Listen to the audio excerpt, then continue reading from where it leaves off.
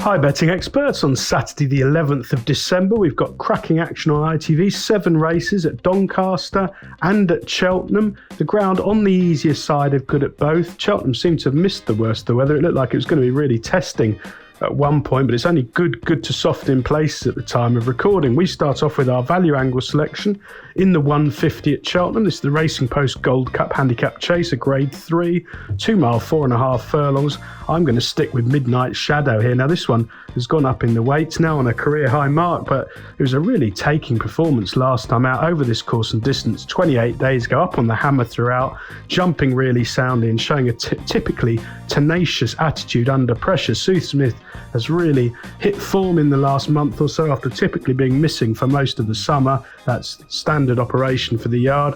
And the form of that win got a major boost when the runner-up Protectorat stormed clear at Aintree last Saturday and put himself right in the Gold Cup picture. I mean, personally, I think that's fantasy talk. I doubt that Protectorat beat anything at all there, and Ireland will dominate the Gold Cup. But that being said, it's certainly franked the handicap form of Midnight Shadow. Ryan Mania's up, a really straightforward sort, bound to get a positive attacking ride to put his stamina to good use. He seems sure to go really close, and I thought 8-1 was a very fair price.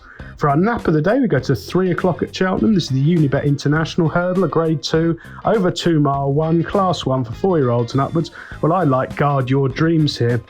My one slight concern is the drop back to 2 mile 1, because I think he's going to develop into a really good 3 mile chaser down the line. But he's impressed this season. He won a 2 mile 3 furlong handicap here in October. That is very strong form. The manner of his victory was really taking. And then I thought last time out at Ascot, behind Buzz in a small field tactical contest, he wasn't seen to best effect under a bit of a negative ride. I'm hoping here that Sam Twiston-Davies will be really positive.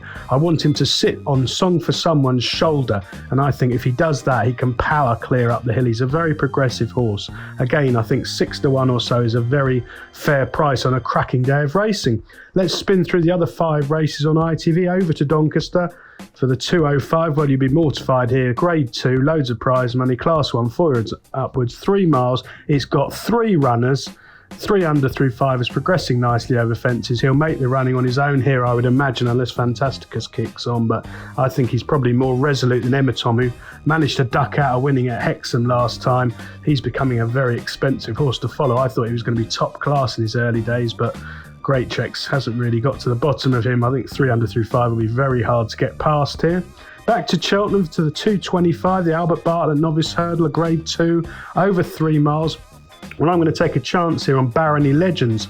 It's impossible to know how good he is, but Ollie Murphy's got so many lovely young horses this winter, and he was so impressive at Lingfield. I know deep ground Lingfield form, they can win by miles and not actually be anything special, but he was so impressive there. You won't mind if there is any rain around at the weekend, the easing things. He's right up in class here, but as I say, Ollie could have run probably 10 horses in this race, and the fact he's chosen him with Coleman booked, I think, is probably quite significant.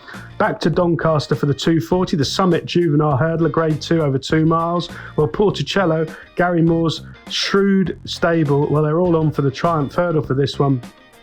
He was workmanlike in winning at Wetherby. I think that's putting it polite. He absolutely scrambled home. He didn't really settle. He didn't jump particularly well, and he was all out to fend off a bunch finish. That form probably isn't a lot, but I would imagine he'll leave it really behind now, going up in class here.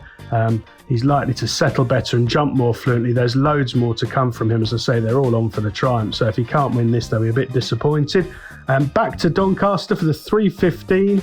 A competitive handicap chase over 3 miles. Well, 2 for Gold comes from the yard. Kim Bailey are absolutely flying at the moment. He's sure to be primed on this seasonal debut, and any rain that eases the ground, and I think there is some about in the north, will definitely favour him. He should go well. He has to give away way too round under David Bass, but he's a straightforward, resolute galloper who'll get a positive ride here. I think he'll go very close.